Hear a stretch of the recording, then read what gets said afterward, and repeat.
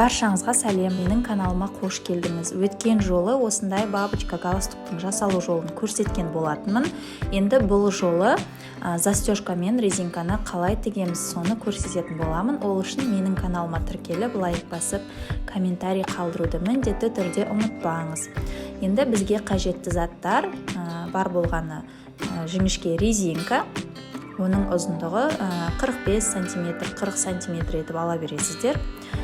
Және де видеода көріп тұрғандарыңыздай осындай екі застежка.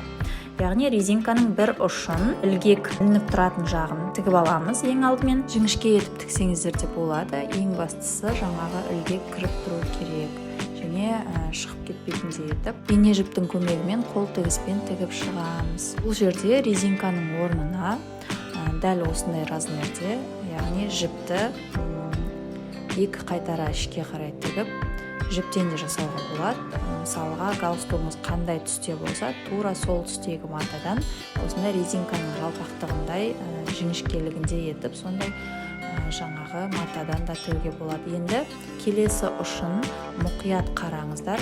Ең бірінші осындай ары-бері жылжытып тұратын темірін қыстыратын боламыз. Көріп тұрғандарыңыздай ортасында жаңағы бір темір қалады, екі жағынан резинканы өткіземіз, одан кейін ілгектің теміріне өткіземіз.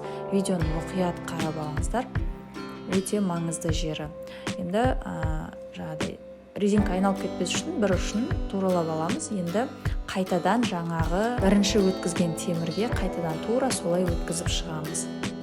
Көріп тұрғандарыңызда енді осы ұшын шығарып аламыз да қайтадан артқы жағына тігетін боламыз. Сонда жіңішкелеп етіп тігеміз. Сонда біздің резинкамыз ары-бері жылжытып, үлкейтіліп, кішірейтілетін болады. Мінекей көріп тұрғандарыңыздай.